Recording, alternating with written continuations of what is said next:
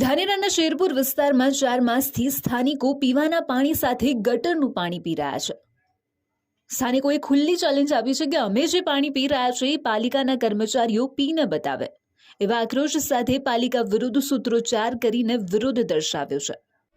मोरे जी जूनी gutter थी ए Pasi gutter लावो आ gutter की समस्या है। मोरे गटर में पानी मिक्स था। मोरे गटर पानी आवे के ती डायरेक्ट पानी छोड़ो कोई ठाज नहीं पड़ती है। मोरे कयु पानी पीवो पानी आवे खराब साहेब। पानी में बीमारी पड़ो आगळ गटर लेण पानी आवे खराब बीमार सूखू पानी आवू जुए गटर लेण साफ करवी जुए साहेब। आ पानी पीवारू है आ गटरो अने बे मीचर थईने पानी आवे एकलू पलीती जेवू पानी आवे आ मोरे पानी केवी रीते पीवू केवी रीते छोकरा नवડાવવા केवी रीते कपड़ा धोवा लायक आ पानी नथी। अमारा छोकरा बीमार पड़ी रह्या छे। ધાનેરા પાલિકા પ્રાથમિક સુવિધા આપવામાં સદંતર નિષ્ફળ ગઈ હોય એવી સ્થિતિ છે। ધાનેરાના શેરપુર વિસ્તારના દ્રશ્યો જ ઘણું બધું કહી જાય છે। ગટર ઉભરાઈ રહી છે। રસ્તા પર ગટરના પાણી ભરાઈ રહ્યા છે। પાણીના વાલ્વની ટાંકીમાં ગટરનું પાણી જતા પીવાના પાણીમાં મિક્સ થઈ રહ્યું છે।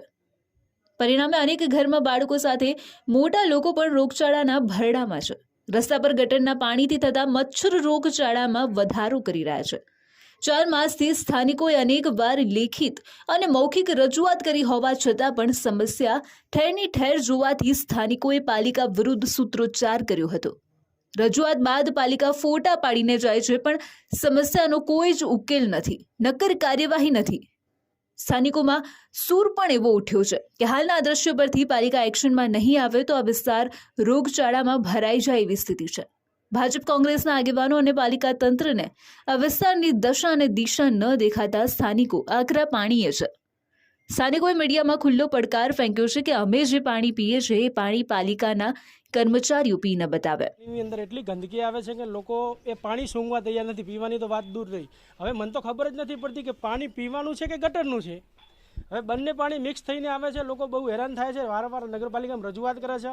હવે આ નગરપાલિકા શેરપુરા વિસ્તારને એના વોર્ડ નંબર 5 માં ગણે છે કે નથી ગણતી એ પણ ખબર નથી। હાલ હું જે નજરે દ્રશ્ય જોઈ રહ્યો છું ગટરના પાણી રોડ ઉપર નીકળી રહ્યું છે અને એટલી ગંધ મારે છે કે જે બીમારીનું ભય ફેલાવે છે। તો તાત્કાલિક ધોરણે સત્વરે ધોરણે આની કામગીરી કરી અને એનો નિકાલ કરવો જોઈએ। સર્જાયો છે રોડ ઉપર પાણીની રેલમછેલ। બાજુમાં આંગણવાડી આવેલી છે। નાના ભૂલકાઓ ખરેખર નગરપાલિકાની ઘોર નિંદ્રામાં કુંભકર્ણની સૂતી એવું લાગે છે।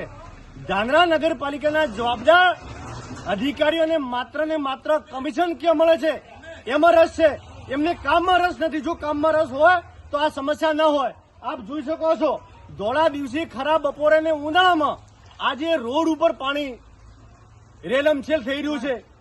આજુબાજુમાં રહેતા નાગરિકો કઈ રીતે જીવે ખરેખર નગરપાલિકા એમને માણસ નથી કરતી એવું લાગે છે। જો નગરપાલિકા 2 દિવસમાં ગટરનું કામ સમાર નહીં કરે તો આવનારા દિવસોમાં નગરપાલિકા કચેરી આગળ ધરણા કાર્યક્રમ કરવામાં આવશે અને બહેનો દ્વારા મટકાફોડ કાર્યક્રમ આવશે અને બહેનો શેરપુર વિસ્તારની સમસ્યાને લઈને પાલિકાની કામગીરી બાબતે પણ ઘણા સવાલો ઉઠી રહ્યા છે કે શું પાલિકાને આ સ્થિતિનો ખ્યાલ નથી? શું આ વિસ્તારને ચોખ્ખું પાણી પીવાનો હક નથી? શું પાલિકા આ વિસ્તારમાં મોટા રોગચાળાની આફતની રાહ જોઈ રહ્યું છે? શું પાલિકાને સ્થાનિકોની દશા અને દિશા સુધારવાનો સમય નથી? આવા અનેક સવાલો વચ્ચે હાલ શેરપુરા વિસ્તાર પાલિકાના પાપે ભગવાન ભરોસે છે એ નક્કી જ છે।